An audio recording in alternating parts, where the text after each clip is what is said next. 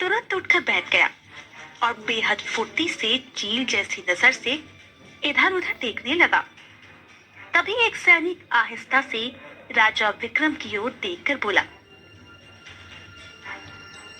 महाराज, वहाँ सामने देखिए, झाड़ियों के पीछे कोई शेर छुपा हुआ है।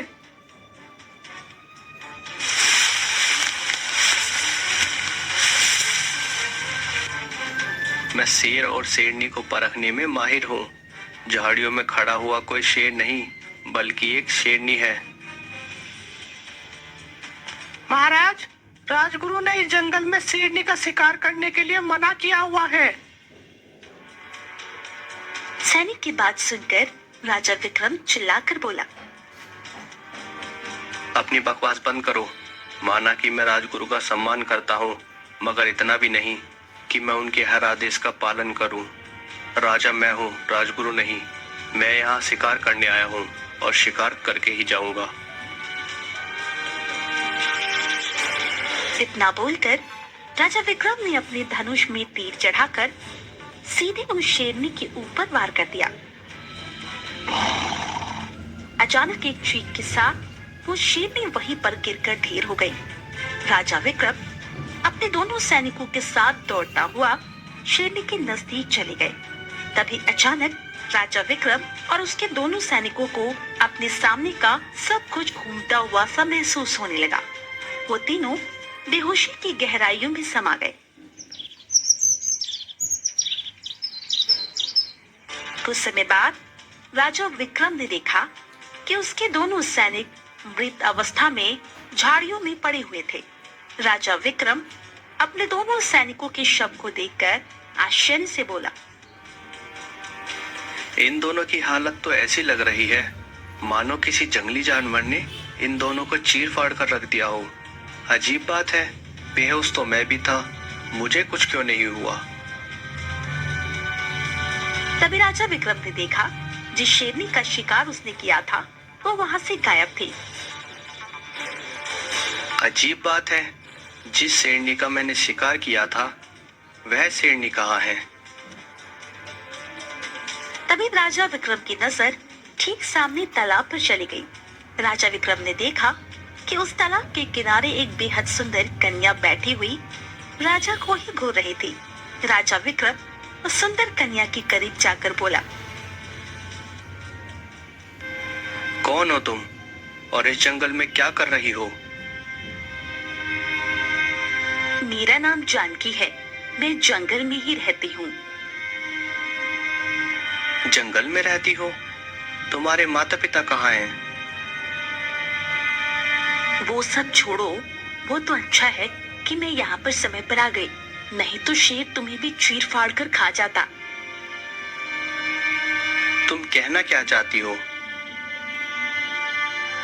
पहले यहाँ से चलो, वो शेर अभी भी यहीं आसपास टहल रहा है, हम दोनों की जान खतरे में है। जानकी राजा विक्रम को वहां से घनी झाड़ियां से ले जाते हुए जंगल में बनी एक झोपड़ी के अंदर ले गई। राजा विक्रम उस झोपड़ी को गौर से देखते हुए बोला, अजीब बात है, तुम इस जंगल में अकेली रहती हो, तुम्हें डर नहीं लगता? कुछ समय पहले मेरे माता पिता भी मेरे साथ रहा करते थे, लेकिन वो दोनों कुछ समय पहले ही चल बसे, इसलिए मैं इस जंगल में अकेली रहती हूँ और मुझे इस जंगल से प्यार है, क्योंकि ये जंगल मेरा घर है। तुम जानती हो मैं कौन हूँ? जिस तरह के वस्त्र तुम पहने हुए हो उससे तुम कोई साधारण मनुष्य तो नहीं लगते, तुम जरूर किसी राजसी घराने के मालूम पड़ते हो।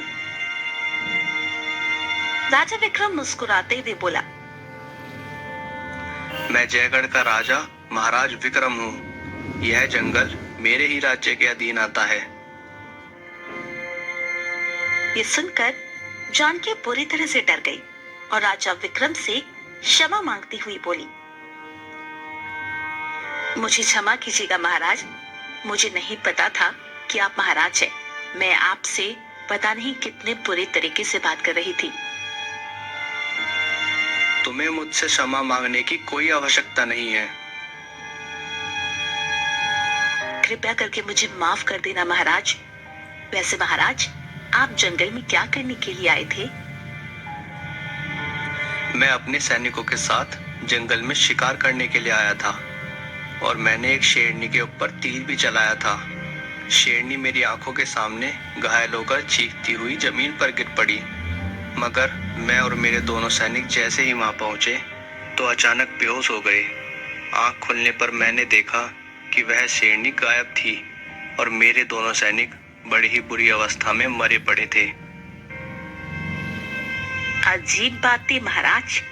जब मैं उस स्थान पर आई तब मैंने केवल आपको बेहोश देखा था और एक शेरनी को आपके ऊपर आपको बुरी तरह से घूरते देखा था। ये सुनकर राजा विक्रम चौंकते हुए बोला,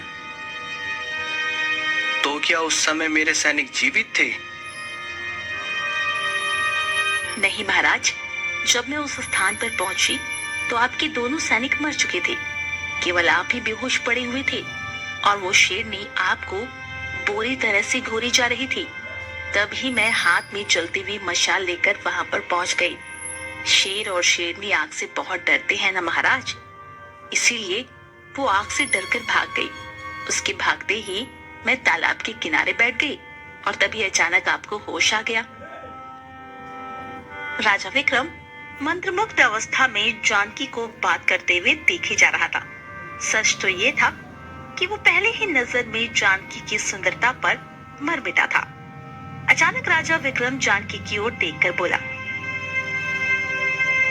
मैं शिकार से लौटने के बाद दूसरा विवाह करने ही वाला था, लेकिन तुम्हें देखकर मैंने यह निश्चित कर लिया है कि मैं तुमसे ही विवाह करूंगा।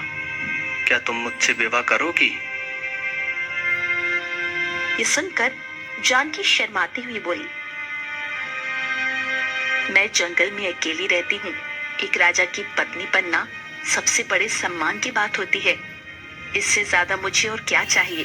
मैं तैयार हूँ महाराज, मैं आपसे शादी करूंगी।